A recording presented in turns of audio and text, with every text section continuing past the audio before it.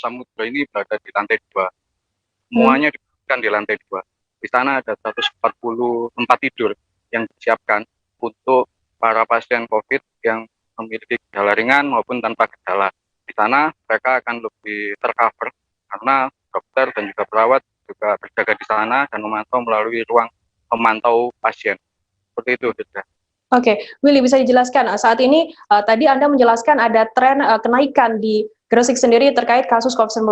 Bagaimana saat ini perkembangan kasus COVID di Gresik sendiri? Ya, perkembangan kasus sebaran COVID saat ini di Kabupaten Gresik memang mengalami tren kenaikan ya. Angka kasus konfirmasinya lebih tinggi dibanding dengan kasus sembuh, dan juga Kabupaten Gresik diapit oleh wilayah yang memiliki tren kenaikan yang cukup tinggi seperti Kota Surabaya, Kabupaten Sidoarjo, dan Kabupaten Lamongan. Nah, dalam satu hari jumlah kasus sebaran COVID di Gresik itu di atas 10. Terbaru kemarin ada 21 tambahan kasus positif. Di samping itu, di Kabupaten Gresik sendiri ada misalnya klaster Bangkalan, kemudian klaster Kudus, dan juga klaster Hajatan. Seperti itu kondisi COVID di Kabupaten Gresik. Oke, baik, tadi benar tadi jurnalis kami juga sempat melakukan wawancara dengan Bupati Gresik, Fandi Ahmad Yani, dan berikut liputannya untuk Anda.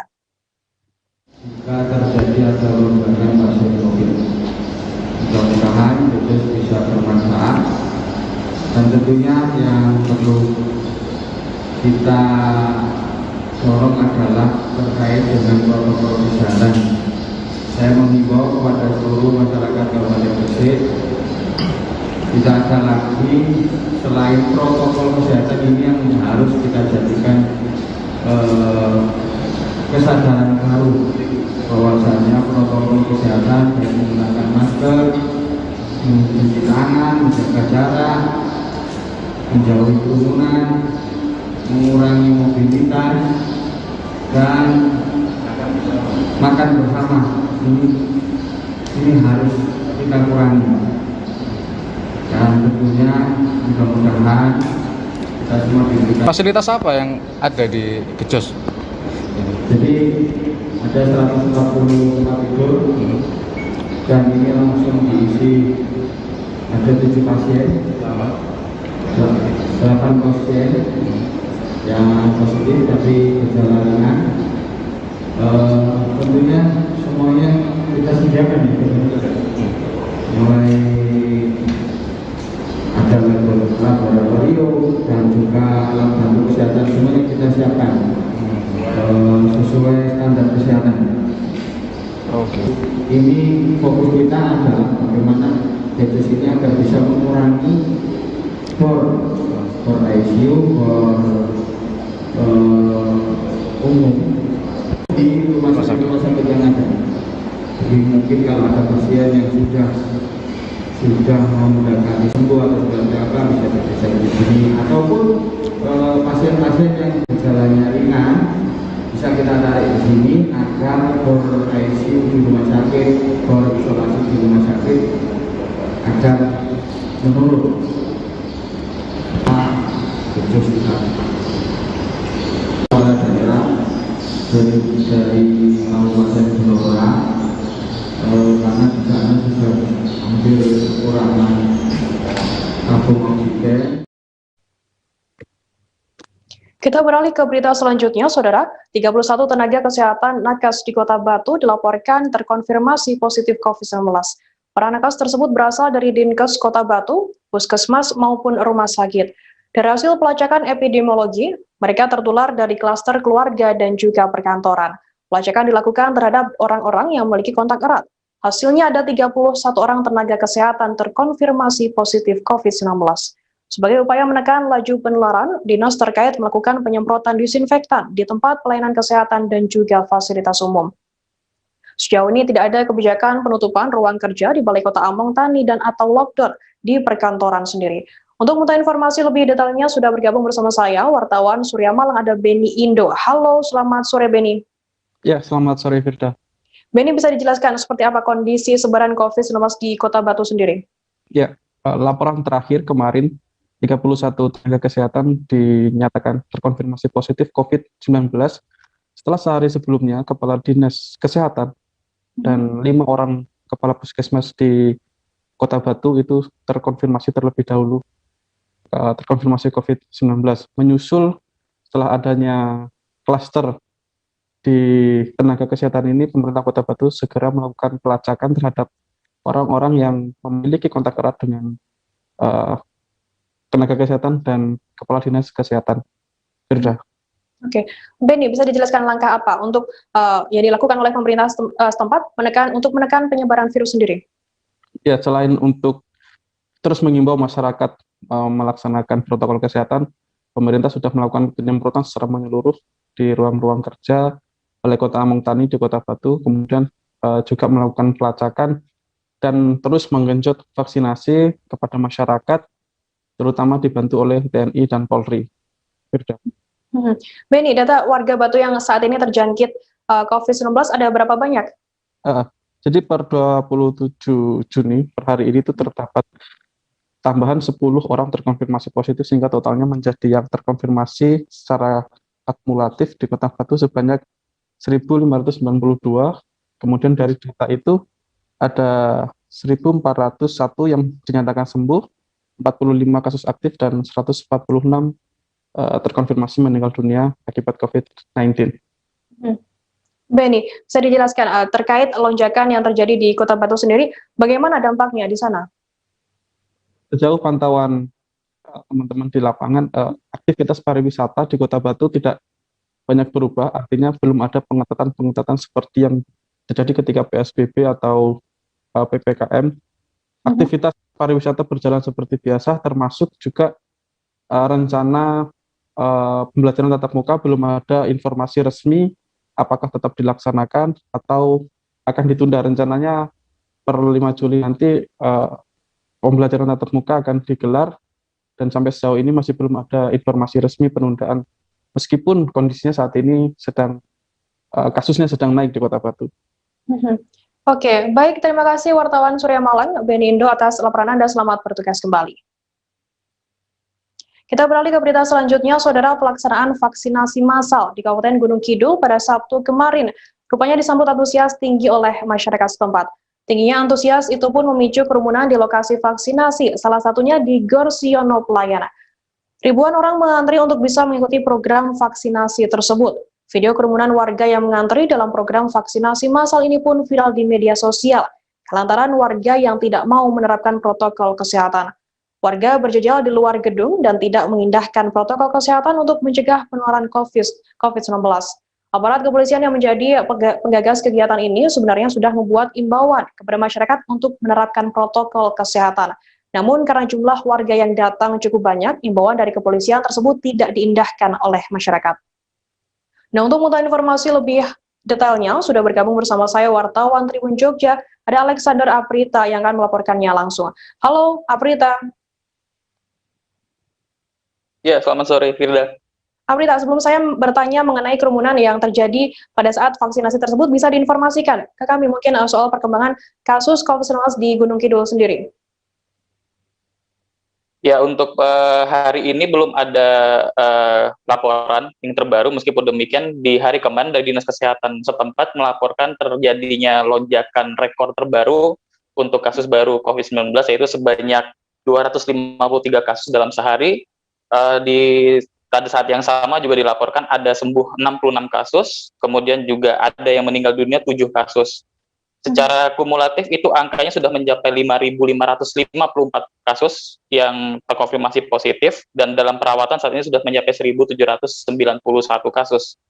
Untuk jumlah sembuh sendiri masih terbilang tinggi, yaitu 3.535 kasus. Hanya saja untuk angka kematian sendiri di Gunung Kidul terbilang tinggi, yaitu mencapai 228 kasus. Alexander, bisa dijelaskan bagaimana kebijakan pemerintah setempat sendiri dalam menekan penularan COVID-19 di sana? Ya, sejauh ini dari pemerintah sendiri masih dalam proses merumuskan instruksi bupati terbaru terkait untuk penanganan. Hanya saja dari bupati sendiri sudah meminta untuk masyarakat agar lebih menggencarkan penggunaan masker. Kemudian juga bagi para pelaku wisata ataupun pelaku ekonomi untuk lebih menggencarkan protokol kesehatannya. Untuk wisata sendiri masih berjalan seperti biasa, tidak ada penutupan, namun kembali ditekankan untuk penekanan di protokol kesehatannya. Tidak. Alexander, terkait kerumunan yang tadi terjadi saat vaksinasi, apa yang menyebabkan tingginya antusiasme masyarakat? Baik, sebenarnya dari kepolisian sudah menyiapkan 4 lokasi, salah satunya memang di Gorsiono ini, namun saat itu sebenarnya yang disediakan kuotanya hanya 1.000 dosis, tiba-tiba yang datang itu melebihi targetnya, yaitu harusnya sekitar 2.000 orang, jadi akhirnya mencapai 3.000-an secara keseluruhan seperti itu. Jadi total yang disiapkan itu sekitar 2.000 dosis, yang datang 3.000 lebih seperti itu. Dan akhirnya sekitar pukul 2 siang itu akhirnya dibubarkan. Kemudian yang akhirnya tercapai vaksinasi adalah 3.183 orang, di mana yang tertunda 85 orang. Sedangkan yang total yang datang itu 3.268 orang yang datang untuk vaksinasi di total 4 lokasi tersebut. Kemudian, Alexander, untuk mengantisipasi kejadian serupa, apa yang dilakukan oleh pihak kepolisian terkait hal tersebut? Ya, untuk dari langkah kepolisian sendiri, ke depan untuk pelaksanaan vaksinasi akan lebih digencarkan lagi untuk pengamanannya, karena kemarin itu bisa dikatakan suatu kejadian yang tidak terduga, tidak sesuai prediksi seperti itu. Meskipun dari pihak kepolisian saat di lokasi sudah meminta masyarakat untuk menjaga jarak dengan pengeras suara dan sebagainya, dan kemudian disediakan dengan tempat duduk juga, namun dari warga sendiri begitu antusiasmenya begitu tinggi sehingga mereka juga tidak menghiraukan peringatan itu. Meskipun demikian dari kepolisian tetap berusaha memastikan ke depannya pelaksanaan vaksinasi tetap berjalan sesuai protokol kesehatan. Baik, terima kasih wartawan Tribun Jogja, Alexander Aprita atas laporan Anda. Selamat bertugas kembali. Kita beralih ke berita selanjutnya, Saudara. Upaya mendukung percepatan vaksinasi sesuai instruksi Presiden RI mulai Minggu 27 Juni hari ini. Vaksinasi dibuka untuk masyarakat umum. Hari ini vaksinasi diprioritaskan bagi buruh tenaga kerja bongkar muat atau TKB di Pelabuhan Malundung Pelindo 4, Kota Tarakan. Total 300 dosis vaksin Sinovac disuntikan pada hari ini.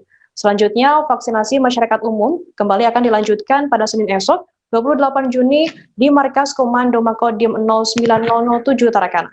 Dan Lantamal 13 Tarakan Laksamana Pertama TNI Edi Krisnamurti mengatakan kegiatan vaksinasi massal menyasar warga adalah perintah dari Panglima TNI yang menerima instruksi langsung dari Presiden Joko Widodo. Adapun prioritas pertama yakni mereka yang berada di garda terdepan aktivitas pendongkrak perekonomian di pintu masuk seperti pelabuhan dan juga bandara. Nah, untuk mengetahui informasi lebih detailnya, sudah bergabung bersama saya wartawan Tribun Kaltara, ada Andi Pauzia. Halo, selamat sore Andi. Ya, selamat sore Firda. Andi, bisa dijelaskan bagaimana pelaksanaan vaksinasi untuk masyarakat umum di Kota Tarakan yang dimulai pada hari ini? Ya, makasih Firda. Selamat sore Tribuners. Saya Andi melaporkan dari Kota Tarakan, Provinsi Kalimantan Utara. Untuk hari ini sendiri memang dijadwalkan kegiatan vaksinasi massal dan dibuka sejak Kamis 27 Juni. Kegiatan vaksinasi massalnya ini sendiri akan dilaksanakan selama 2 hari ke depan hingga 29 Juni 2021 dan dibuka untuk masyarakat umum.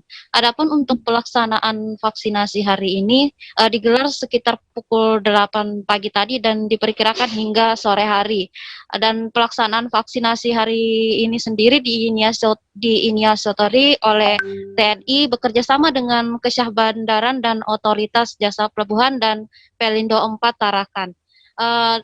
Dan Lantamal 13 Tarakan Laksamana Pertama TNI Edi Krisnamurti mengatakan prioritas vaksinasi ini sendiri difokuskan untuk tenaga kerja bongkar muat di pelabuhan, di mana ini merupakan instruksi langsung dari Panglima TNI yang menerima arahan dari Presiden RI Joko Widodo untuk melaksanakan dan mendukung percepatan vaksinasi 1 hari 1 juta dosis. Kemudian untuk sasaran hari ini sendiri total ada 300 TKBM dan sisanya sekitar 600 TKBM masih akan menyusul untuk besok. Dan kemudian untuk hari ini sendiri juga dari total 270.000 warga Kota Tarakan ditargetkan ada sekitar 160.000 warga Tarakan yang harus sudah menjalani vaksinasi hari ini. Oke, Andi, bagaimana antusias warga Tarakan sendiri menyambut vaksinasi yang dibuka untuk umum dalam rangka persiapan vaksinasi yang akan dilaksanakan pada esok hari? Ya, untuk sedikit saya ceritakan antusias dari masyarakat sendiri sampai dengan hari ini berdasarkan data yang saya terima dari Komandan Kodim 0907 Tarakan, Letkol Infantri Eko Antoni Chandra, di mana total sampai hari ini sudah ada sekitar 1.500 warga yang ikut mendaftar untuk mendapatkan vaksinasi. Dan untuk alur pendaftarannya sendiri, sebelumnya oleh Dandim 0907 Tarakan sudah menginformasikan kepada masing-masing Babinsa di seluruh kelurahan yang ada di Kota Tarakan untuk melakukan pendataan kepada warga yang bersedia untuk mengikuti kegiatan vaksinasi Sinovac yang akan dilaksanakan besok hari. Dan adapun untuk pelaksanaan vaksinasi pada besok hari akan digelar di Makodim 0907 Tarakan dengan sasaran 300 dosis untuk pertama kalinya. Ya. Oke. Andi bisa dijelaskan kepada kami berapa jatah yang dialokasikan untuk Kota Tarakan sendiri, khusus vaksin masyarakat umum yang mendukung program 1 hari 1 juta vaksin itu? Ya, informasi yang saya himpun dari Dandim 0907 Tarakan, Letkol Infantri Eko Antoni Chandra, kuota secara nasional, kuota yang disiapkan untuk vaksinasi mendukung 1 hari 1 juta dosis itu yakni terdiri dari Dinkes sekitar 600.000 dosis, kemudian untuk TNI 200.000 dosis, dan untuk kepolisian sekitar 200.000 dosis. Ini data yang secara lingkup nasional. Sementara untuk data secara Kaltara sendiri, dari Dinkes belum saya dapatkan informasi lebih lanjut, namun dikatakan oleh Jubir Satgas penanganan COVID-19 di Kota Tarakan saat ini sudah melakukan pendataan sembari menunggu instruksi langsung dari Kementerian Kesehatan. Sementara untuk hari ini sendiri alokasi vaksin yang diberikan untuk TNI dan Polri ada sekitar 742 dosis, di mana terbagi 371 dosis untuk TNI dan 371 dosis untuk Polri. Untuk Polri sendiri nanti akan membuka kegiatan vaksinasi massal untuk masyarakat umum sekitar awal Juli mendatang. Kemudian untuk di Kota Tarakan sendiri, alokasi vaksin yang diterima dan hari ini yang sudah disuntikan oleh pihak TNI yakni sekitar 300 dosis. Ya, demikian. Okay. Baik ya Tribuners, tadi jurnalis kami juga sempat melakukan wawancara dengan Danlantamal 13 Tarakan Laksamana Pertama TNI Edi Krisnamurti. Dan berikut liputannya untuk Anda. Sudah dijelaskan oleh Wali Kota bahwa beliau menginginkan aktivitas ekonomi di masa pandemi ini tetap bergiat, gitu. Sehingga Presiden memerintahkan untuk memprioritaskan supaya kegiatan ekonomi ini dapat berjalan lancar adalah kegiatan Bapak Syaroni, banyaknya distribusi di dalam bidang kegiatan ekonomi. Nah, tentunya tadi sudah dijelaskan oleh Pak Wali Kota bahwa kegiatan ekonomi yang hubungannya dengan negara-negara lain itu banyaknya ada di bandara, di pelabuhan dan sebagainya.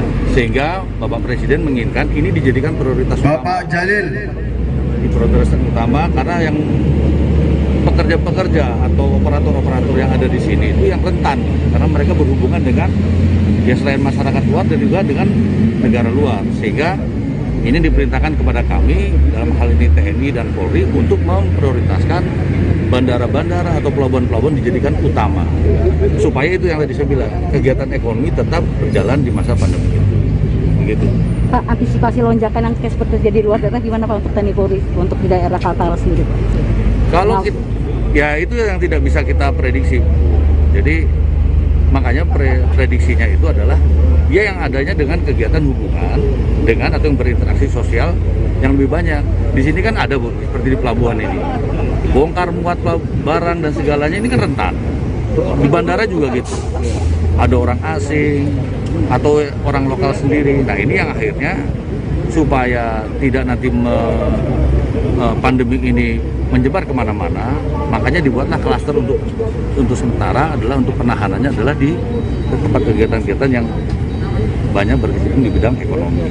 Tadi sudah dijelaskan oleh Pak Wali Kota ya pasar dan segalanya. Tapi ini yang diutamakan supaya hubungan dengan orang-orang dari luar, terutama orang-orang dari luar negeri ini, orang-orang asing ini dapat kita minimalkan dalam hal penyebarannya. Seperti itu. Makanya vaksin itu diutamakan di sini.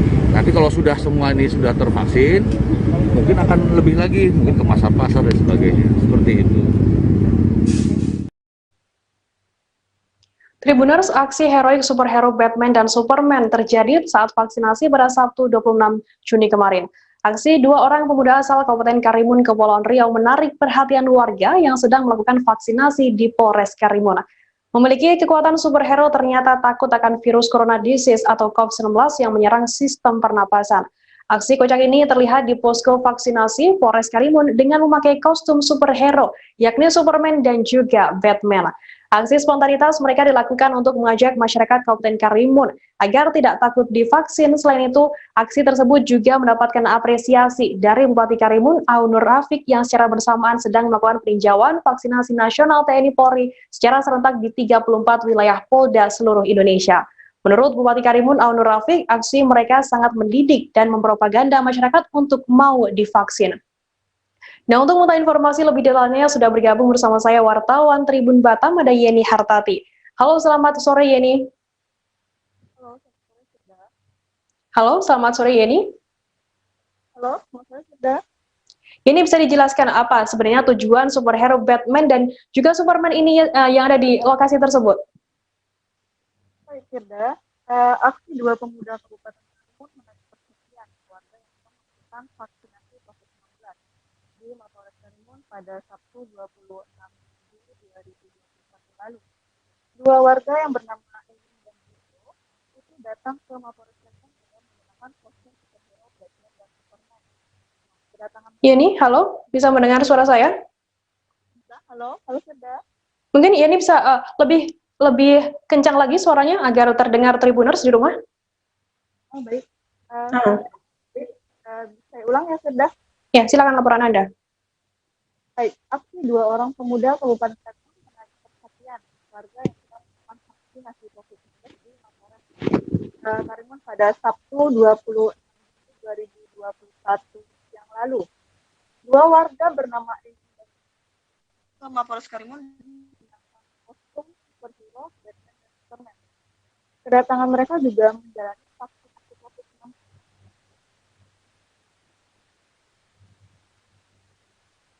Yang sedang mengantri untuk melakukan halo Fir, silakan Firda. Iya silakan. Oke. Untuk kedatangan mereka juga untuk menjalani vaksinasi COVID-19 seperti yang dianjurkan pemerintah.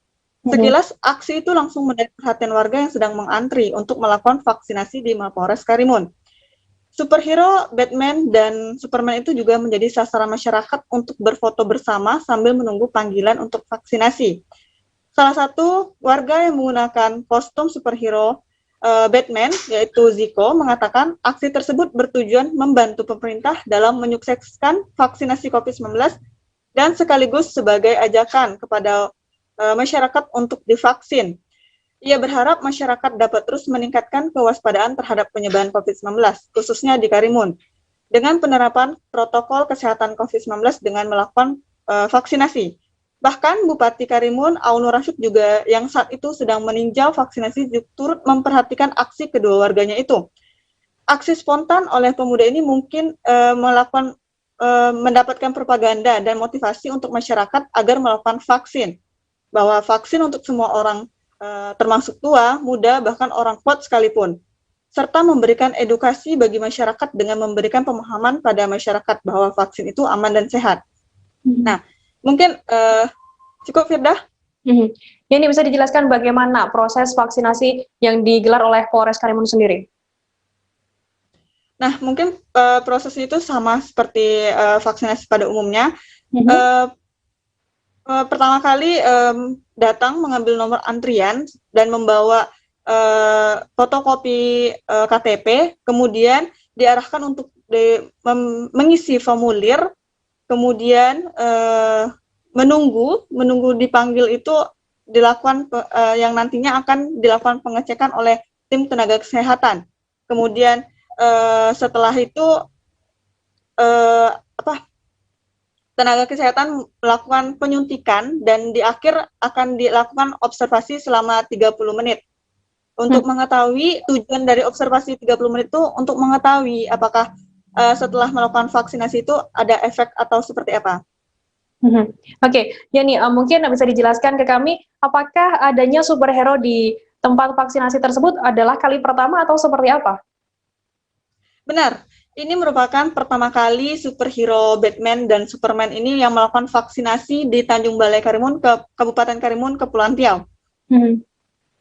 Oke.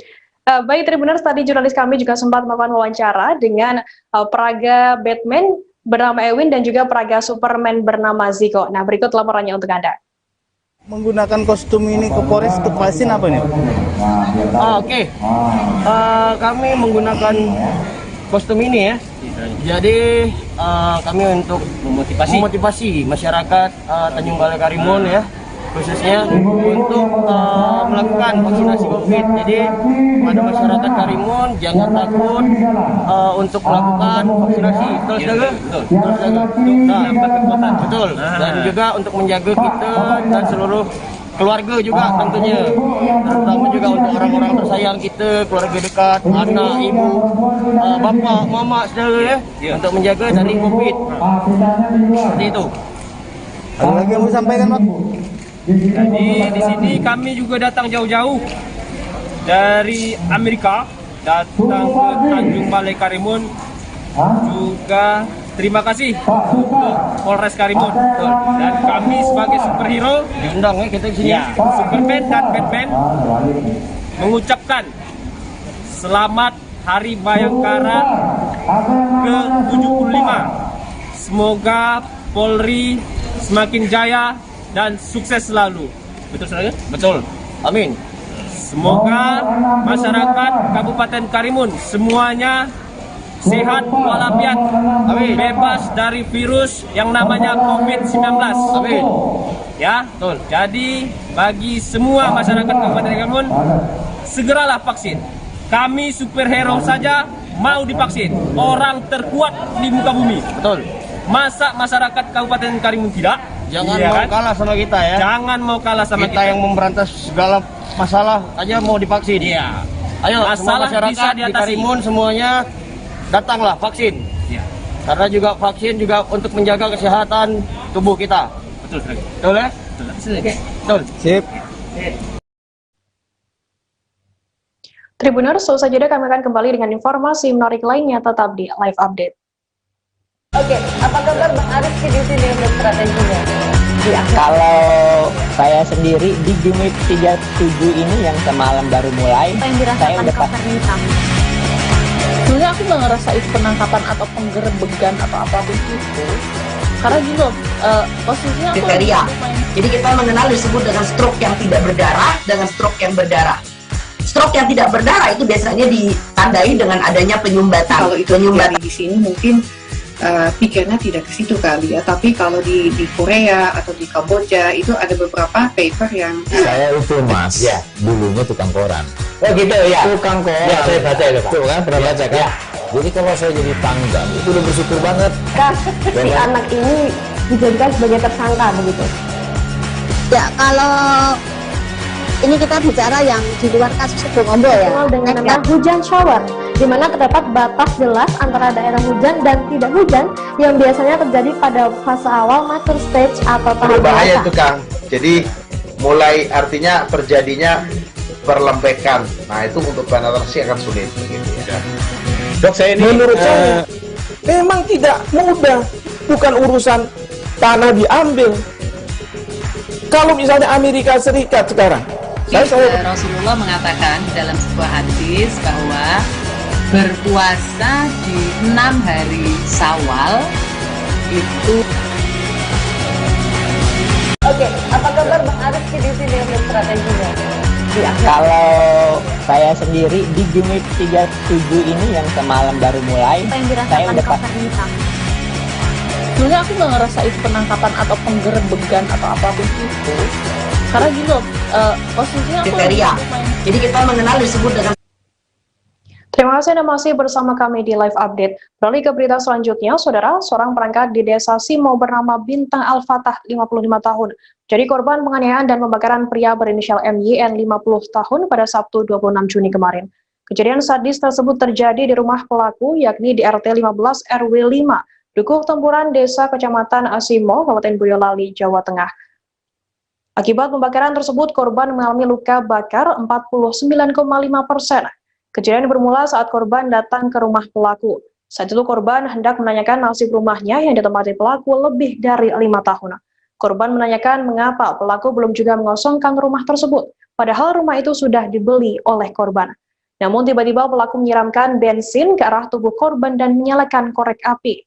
Pelaku melempar korek api tersebut hingga tubuh korban terbakar. Nah, untuk mengetahui informasi terkini, sudah bergabung bersama saya wartawan Tribun Solo, ada Mardon Wirdianto. Halo, selamat sore Mardon. Ya, selamat sore. Mardon, bisa dijelaskan bagaimana kronologi kejadian pembakaran perangkat desa tersebut? Untuk kronologi kejadiannya, yang kami dapatkan dari Camat Simo, bahwa kejadian bermula saat Bapak Bintang, salah satu perangkat desa di Desa Simo, saat mendatangi rumah MGN itu sendiri dan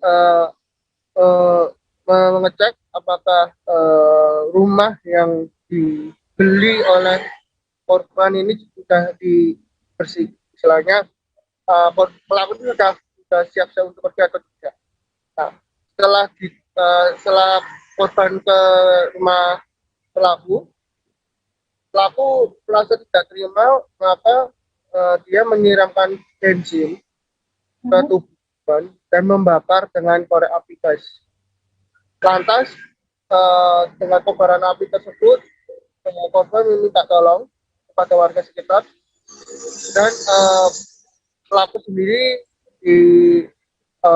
tidak diketahui kabarnya. Kemungkinan saat kejadian mungkin kabur. Dan saat pemadaman korban langsung dibawa ke RSUD Simo dan dirujuk ke RSU PKU Surakarta. Untuk saat ini untuk korban masih terbakar sekitar 90% dan masih menjalani perawatan. Sedangkan untuk keluarga sendiri masih berada di terutama istri korban masih berada di Solo.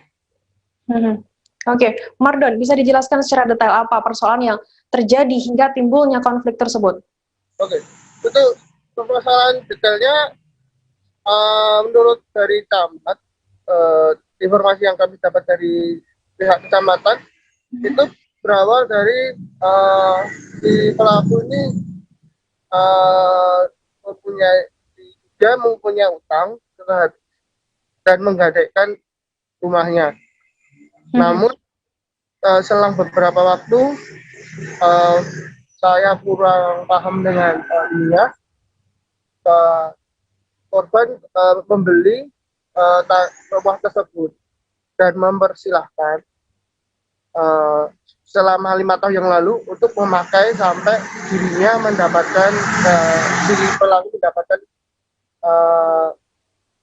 rumah baru. Namun yang terjadi kemarin pelaku malah membakar korban. Oke, Mardon, bisa dijelaskan bagaimana kondisi korban yang saat yang tadi dikabarkan katanya mengalami luka bakar seperti itu? Untuk yang kemarin masih sekitar 90%, 95%, 50% angka kebakaran yang dialami oleh korban. Kemudian, Mardon, barang-barang apa saja yang disita oleh pihak kepolisian terkait kasus ini? Untuk barang-barang sendiri seperti sisa bensin pertalit, satu buah korek api gas warna hijau, sisa kaos milik korban yang terbakar. Oke, kemudian nasib pelaku sendiri bagaimana, Mardon, setelah membakar korban di sana? Untuk nasib pelaku, menurut Kapolsek Simo, saat ini masih dalam penyidikan dan proses olah TKP. Dan saat ini sedang berkoordinasi dengan unit Reskrim Polres Klaten karena diduga pelaku mempunyai rumah di Klaten. Oke. Baik, terima kasih wartawan Tribun Solo Mardon atas laporan Anda. Selamat bertugas kembali. Kita beralih ke berita selanjutnya, Saudara. Kejaksaan Negeri Kota Malang menetapkan tersangka baru dalam kasus dugaan korupsi dana bagian anggaran Bendahara Umum Negara atau BABUN 2019 dan biaya penunjang operasional penyelenggaraan pendidikan atau BOPP 2019-2020 SMK Negeri 10 Kota Malang. Tersangka baru tersebut yakni Wakil Kepala Sekolah Bidang Sarana dan Prasarana SMKN 10 Kota Malang berinisial AR, 37 tahun. Dalam kasus dugaan korupsi tersebut, tersangka AR ikut berperan meminjam nama 11 perusahaan rekanan untuk melakukan proyek pembangunan dan perawatan sejumlah ruangan dan gedung di SMKN 10 Kota Malang. Sebelumnya, Kejari Kota Malang juga menetapkan Kepala Sekolah SMKN 10 Kota Malang sebagai tersangka. Kapsek bernama Dwijo Lelono menjalankan aksi korupsi tersebut dengan meminjam 11 nama perusahaan rekanan. Namun, 11 perusahaan rekanan tersebut tidak melakukan pekerjaan apapun. Mereka hanya diberi kompensasi sebesar 2,5%. Semua pengerjaan proyek di SMKN 10 Kota Malang dikerjakan sendiri oleh tersangka Dwijo dan juga orang kepercayaannya. Nah, untuk mengetahui informasi lebih detailnya sudah bergabung bersama saya wartawan Tribun Jatim ada Kukuh Kurniawan. Halo, selamat sore Kukuh. Halo, selamat sore juga Mbak. Kukuh, bisa dijelaskan kapan penetapan tersangka sebelumnya yang bernama Dwijo Lelono ini? Untuk penetapan tersangka dari Dwijo Lelono sendiri telah ditetapkan pada Senin pada Sabtu. Mohon maaf sebentar.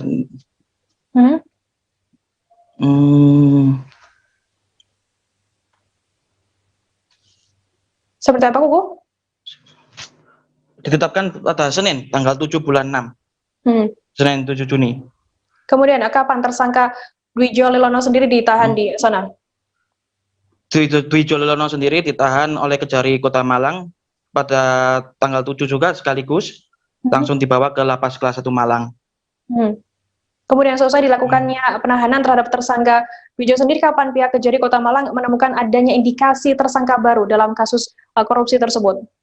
Setelah dari hasil penyidikan terhadap tersangka Dwijo Lelono sendiri, akhirnya Kejari Kota Malang menetapkan Wakasarpras Kota SMKN 10 Kota Malang sebagai tersangka baru dari hasil penyidikan. Kemudian kapan ditetapkan AR menjadi tersangka baru dalam kasus tersebut dan apa peranannya di sana? Untuk tersangka AR sendiri ditetapkan pada tanggal Jumat kemarin, tanggal 25, dan ini memiliki peran untuk ikut berperan meminjam nama 11 perusahaan. Jadi ada hubungannya memiliki kerjasama yang kuat dengan tersangka sebelumnya, yaitu tersangka Dwijo Lelono sendiri. Mungkin ada informasi lainnya yang ingin disampaikan terkait kasus korupsi tersebut, Kukuh? Untuk saat ini, tersangka yang berinisial AR sendiri masih belum ditahan oleh pihak Kejari, dan rencananya pihak Kejari akan memanggil tersangka AR pada Senin besok untuk dimintai keterangan. Karena total kerugian negara atas dugaan kasus korupsi yang dilakukan oleh yang Kepala Sekolah dan Wakasarpras ini mencapai sekitar 1 miliar lebih. Oke.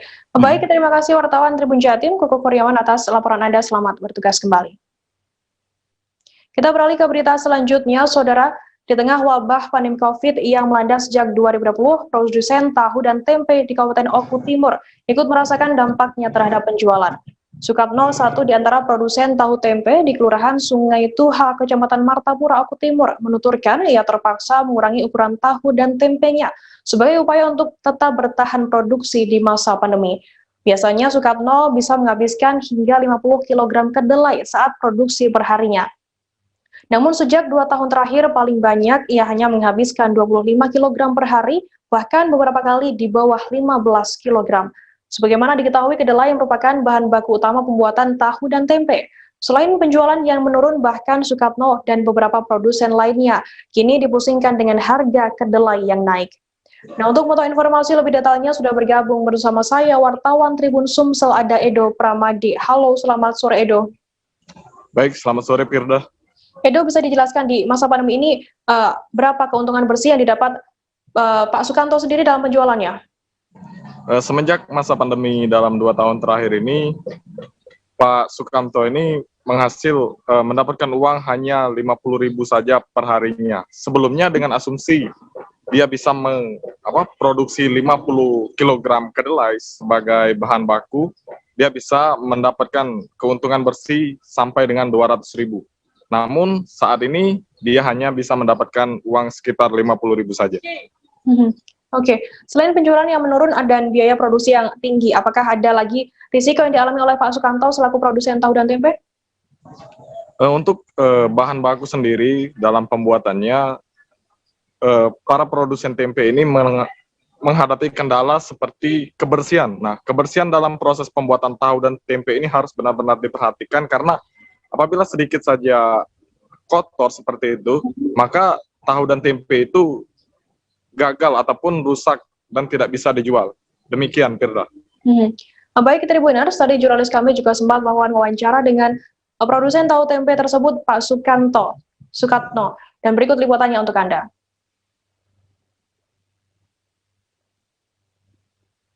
Memang kalau penghasilannya agak kurang semenjak kedelai naik ini. Semenjak corona ini, Pak ya? Semenjak corona. Biasanya Pak, kita biasa menghabiskan berapa per hari Pak yang kita jual itu? Ya kalau dulu sebelum corona itu pacak sekarung itu habis 50 kilo lah. 50 kilo. Kedelai itu kita produksi Pak ya? Iya. Jadi tempe ataupun tahu Pak? Sejak corona ini paling-paling 30 kilo. 30 kilo paling banyak itu Pak? Iya, 30 kilo paling banyak. Paling sedikit pernah berapa Pak? Kadang-kadang 15 kilo itu, 16 kilo itu tidak habis kadang-kadang. Bapak itu jual mengantar ke tempat atau ada yang beli ke sini langsung? Langsung kami ngajar di pasar. Di pasar Pak ya? Pasar. Oke. Yang ngajak ngambil ya tukang-tukang sayur yang pakai motor itu, yang keliling-keliling itu. Bapak sudah berapa lama Pak usaha ini Pak? Kami ada berapa tahun gitu ya? Ada berapa tahun kita usaha? 5 tahun. 5 tahun Pak ya?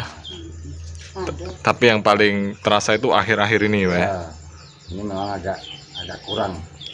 Untuk bahan bakunya ini gimana Pak? Ada kenaikan atau gimana harganya? Ya ini kedelai ini sudah naik ini. Dari 12.000. hampir sekarang ecarannya 12.000 per kilo. Dulu? Biasanya cuma 8.000. Ya sampai kita mulai itu. Ya taruhlah yang harga sekian dulu. Semenjak Lebaran ini sudah per karung itu 550 itu. 550.000. Iya, per karung itu per 50 karung. kilo. Biasanya nggak sampai segitu Pak ya? Nggak sampai, paling-paling sekitar 46, 47.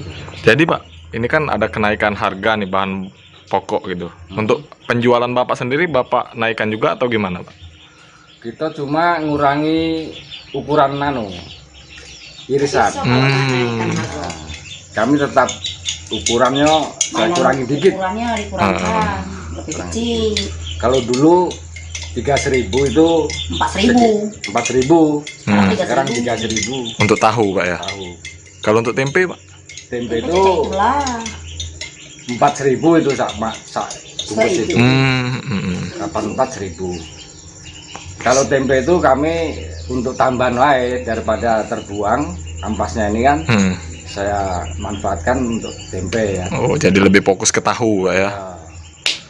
Oke, siap. Seusai jeda kami akan kembali dengan informasi menarik lainnya, tetap di Live Update. Oke, apa kabar Bang Ariski di sini untuk strateginya? Kalau saya sendiri di Gimik 37 ini yang semalam baru mulai, saya udah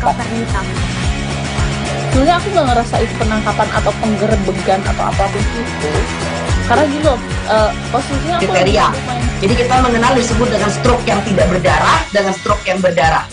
Stroke yang tidak berdarah itu biasanya ditandai dengan adanya penyumbatan. Kalau itu terjadi di sini mungkin pikirnya tidak ke situ kali ya, tapi kalau di Korea atau di Kamboja itu ada beberapa paper yang saya itu Mas, ya dulunya tukang koran. Oh gitu ya, Tukang koran. Ya, saya baca itu Pak. Tuh kan pernah baca kan? Jadi kalau saya jadi pangdam itu udah bersyukur banget. Si anak ini dijadikan sebagai tersangka begitu. Ya, kalau ini kita bicara yang di luar kasus Bongombo ya. Dengan nama hujan shower, di mana terdapat batas jelas antara daerah hujan dan tidak hujan yang biasanya terjadi pada fase awal mature stage atau tahap Berbahaya dewasa. tuh Kang. Jadi mulai artinya terjadinya perlembekan. Nah itu untuk penetrasi akan sulit begitu ya. Dok, saya ini menurut saya memang tidak mudah, bukan urusan tanah diambil. Kalau misalnya Amerika Serikat sekarang, Rasulullah mengatakan dalam sebuah hadis bahwa berpuasa di 6 hari Syawal itu. Oke, apa kabar Bang Ariski di sini untuk strateginya? Kalau saya sendiri di Jumit 37 ini yang semalam baru mulai, saya udah Sebenarnya aku nggak ngerasa itu penangkapan atau penggerebegan atau apapun itu, karena gini loh, posisinya aku Kriteria. Jadi kita mengenal disebut dengan stroke yang tidak berdarah dengan stroke yang berdarah. Stroke yang tidak berdarah itu biasanya ditandai dengan adanya penyumbatan. Kalau itu terjadi di sini mungkin pikirnya tidak ke situ kali ya, tapi kalau di Korea atau di Kamboja itu ada beberapa paper yang Saya itu Mas, ya, dulunya tukang koran. Oh gitu ya. Tukang koran. Ya, saya baca itu, Pak. Tuh kan, pernah baca kan? Ya. Jadi kalau saya jadi pangdam, itu udah bersyukur banget. Si anak ini dijadikan sebagai tersangka begitu. Terima kasih Anda masih bersama kami di Live Update. Beralih ke berita selanjutnya, Saudara, sejumlah pemain Persib Bandung akan menuju Solo dari Geraha Persib di Jalan Sulanjana, Kota Bandung untuk menjalani pertandingan Piala Wali Kota Solo pada Minggu 27 Juni. Sebanyak 20 pemain akan berangkat menuju Solo. Ezra Walian dan kawan-kawan berangkat dari Geraha Persib sekira pukul 7 pagi tadi dengan menggunakan 2 bus. Sebelum berangkat, para pemain, ofisial, serta tim pelatih melaksanakan swab antigen yang dipimpin oleh dokter olahraga Persib yakni Alfian Wiharja. Selain itu, hadir pula jajaran manajemen PT Persib Bandung Bermartabat atau PBB yakni Zainuri Hashim dan juga Guswara Estaryono. Keduanya juga sempat memberikan motivasi kepada para pemain dan pelatih pada saat briefing sebelum keberangkatan. Nah, untuk mengetahui informasi lebih detailnya sudah bergabung bersama saya wartawan Tribun Jabar, ada Ferdian Adin Nugraha. Halo, selamat sore Ferdian.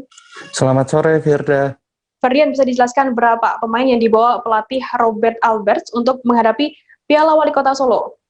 Oke, untuk pemain yang dibawa oleh pelatih Robert Alberts menuju turnamen Piala Wali Kota Solo, berjumlah 20 pemain yang terdiri dari 2 penjaga gawang, 7 pemain belakang, 8 pemain depan, dan 3 pemain penyerang.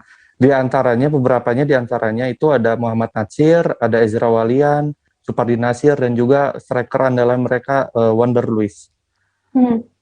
Kemudian siapa saja pemain Persib yang absen di Piala Wali Kota Solo? Mungkin ada? Oke, untuk beberapa pemain Persib yang absen di Piala Wali Kota Solo sendiri, ada Teja Paku Alam di posisi kiper, lalu ada juga pemain asing barunya, Mohamed Rashid yang sedang menjalani isolasi mandiri dan kemungkinan besarnya akan menyusul nanti ke Solo. Kemudian apakah pemain baru yang asing tersebut asal Palestina itu Muhammad Rashid akan dibawa dan bermain di Piala Wali Kota Solo? Oke, Fira. Jadi untuk pemain asing baru ini, dia baru terbang dari negaranya Palestina itu beberapa hari lalu. Kemudian dia wajib menjalani isolasi mandiri sekitar 5 hari sebelum bergabung dengan tim. Dan Robert Albert juga pernah bilang kalau Rashid kemungkinan untuk bergabung dengan tim di Solo nanti kemungkinannya cukup kecil. Karena selain menjalani isolasi mandiri, dia juga harus mengadaptasi dulu dan melihat dulu kondisi fisiknya seperti apa sebelum bisa bertanding, seperti itu. Oke, kemudian Rashid bisa dijelaskan terkait persiapan Persib sendiri menyambut Piala Wali Kota Solo seperti apa? Oke, persiapan Persib sendiri sudah dilakukan sejak beberapa pekan lalu. Serangkaian uji coba juga sudah dilakukan seperti menghadapi Sriwijaya FC, PSKC Cimahi, Porda Kota Bandung, dan beberapa game internal lainnya. Selain itu, pemain juga sudah dibekali oleh program latihan fisik, program latihan taktik dan teknik, serta mental. Untuk persiapan akhir sendiri, dalam 3 hari terakhir, para pemain digenjot fisik dan mentalnya untuk siap menghadapi Piala Wali Kota Solo.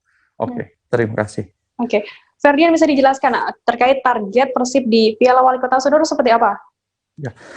Untuk targetnya, Persib pada awalnya menargetkan untuk menjadi juara di Piala Wali Kota Solo, dan setelah ada perubahan jadwal yang awalnya 20 Juni sampai 26 Juni, ada perubahan target. Nah, targetnya itu yang awalnya menjadi juara menjadi Persib fokusnya menjadi ke Liga 1, artinya para pemain dan pelatih bukan memprioritaskan Piala Wali Kota Solo, dan bisa dikatakan juara bukan lagi menjadi target Persib di Piala Wali Kota Solo. Baik, ya, terima kasih wartawan Tribun Jabar Ferdian Ading Urgahar atas laporan Anda. Selamat bertugas kembali. Kita beralih ke berita selanjutnya, Saudara. Seorang wanita di kota Tegal, Jawa Tengah membuat kerajinan bernilai ekonomi tinggi yang berasal dari dedaunan dan juga limbah kulit kambing. Wanita bernama Retno Wulansari, 45 tahun, warga Kelurahan Pekauman, Tegal Barat, merupakan seorang ibu rumah tangga menggeluti kerajinan ekoprint. Kerajinan dengan teknik menuangkan tanin dari aneka dedaunan ke atas berbagai media, seperti kain, kulit, maupun kertas. Kerajinan hasil buah tangan Retno terkenal cantik dan juga natural. Produk-produknya bahkan sudah mendapat pesanan dari mancanegara seperti dari Singapura, Malaysia, dan juga Taiwan. Omset per bulannya yang didapatkan dari kerajinan ekoprint per bulannya mencapai jutaan rupiah. Retno mengatakan ada berbagai produk dari kerajinan ekoprint di gerai miliknya Citra Collection Tegal. Ia sudah menggeluti pembuatan kerajinan tersebut sejak 2 tahun terakhir. Retno menawarkan sejumlah produk dari kulit, kain, dan juga kertas. Nah, untuk mengetahui informasi lebih detailnya, sudah bergabung bersama saya wartawan Tribun Jateng, ada Fajar Bahrudin. Halo, selamat sore Fajar. Ya, selamat sore Firda. Fajar, bisa dijelaskan apa yang menarik, apa yang jadi daya tarik dari produk kerajinan ekoprint Ibu Retno ini?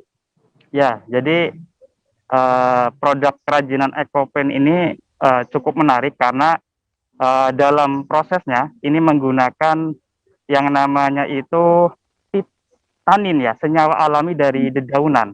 Nah, senyawa alami ini lalu oleh Ibu Retno, seorang ibu rumah tangga di Tegal, dicetak gitu ya di 3 media. Itu ada kain, lalu ada kertas, dan juga ada dari kulit kambing. Nah, di sini memang benar-benar memanfaatkan limbah. Dan kulit kambing yang digunakan pun itu diambil dari tempat pemotongan hewan kambing, seperti itu, Firda. Oke, mungkin bisa dijabarkan apa produk-produk yang ada di gerainya Ibu Retno sendiri? Nah, untuk produk ini cukup beragam ya, Firda. Jadi di sini produk utama ada kain, itu ada kain itu ada beragam juga. Jadi dia dari kain itu ada yang dibuat menjadi sal, ada yang dibuat menjadi sejadah, ada yang dibuat menjadi kemeja. Lalu itu dari kain-kain lainnya juga ada. Kemudian dari kulit kambing, ini yang sedang menariknya yang sedang menjadi daya tarik itu sepatu. Jadi sepatu ini dari kulit kambing lalu dibuat ada ekoprint dari dedaunan. Ini yang menjadi daya tarik oleh warga mancanegara, seperti di Singapura, Malaysia, dan Taiwan. Nah, kemudian produk terakhir itu buku. Nah, buku ini berarti hanya covernya saja yang dibuat dengan ekoprint, seperti itu, Firda. Fajar, mungkin bisa dijelaskan apa keuntungan dan juga peluang yang menjanjikan mungkin dari kerajinan ekoprint sendiri? Nah, keuntungan dari kerajinan ekoprint ini mungkin bahan-bahannya yang cukup mudah, seperti dedaunan. Di sini si Ibu Retno ini memakai beberapa daunan yang mungkin ada di sekitar lingkungan kita juga, seperti daun pepaya, daun singkong, lalu ada daun jati, daun suren, jarak ulung, dan sebagainya. Lalu untuk peluang, memang peluang bisnis ekoprint ini banyak diminati oleh warga mancanegara. Kenapa? Karena di sini warga mancanegara ini lebih mencenderungi produk-produk yang itu lebih natural, yang mungkin tidak banyak menggunakan bahan kimia, seperti itu, Firda. Fajar, mungkin bisa dijelaskan terkait pemasarannya sendiri, Tadi Anda menjelaskan ada yang dijual hingga ke mancanegara, dan bagaimana harganya sendiri juga? Nah, untuk harga cukup terjangkau di sini, Firda. Jadi, untuk harga mulai dari Rp50.000 sampai Rp750.000 itu untuk yang kain ya. Jadi, harga termahal itu yang Rp750.000 untuk kain sutra. Nah, lalu untuk sepatu, harga sepatu pun cukup terjangkau dan kualitasnya bagus. Di sini harganya sekitar mulai Rp250.000 sampai Rp500.000 seperti itu. Nah, sedangkan tas ini mulai Rp300 sampai Rp400.000. Nah, untuk pemasaran sendiri, Ibu Retno ini sudah memasarkan barang-barang ini mungkin ke seluruh Indonesia sudah sampai. Dan tadi seperti yang saya sampaikan bahwa ada beberapa warga luar negeri yang itu ikut memesan. Seperti itu, Firda. Oke, baik Tribuners, tadi jurnalis kami juga sempat melakukan wawancara dengan perajin ekoprint Tegal, Retno Wulansari, dan berikut liputannya untuk Anda. Sebenarnya faktornya banyak, antara lain yang pertama adalah mungkin satu dari kondisi sekolah. Kondisi sekolah itu oleh masyarakat sekitar sekolah sini, seputar daerah sekolah nih, itu dikenalnya masih sebagai sekolah yang langganan banjir sama langganan rob, karena memang lokasi kita dekat pantai. Satu itu, sehingga yang masih tertanam di mindset masyarakat, sekolahnya itu nggak banget, karena setiap banjir, setiap rob pasti kena.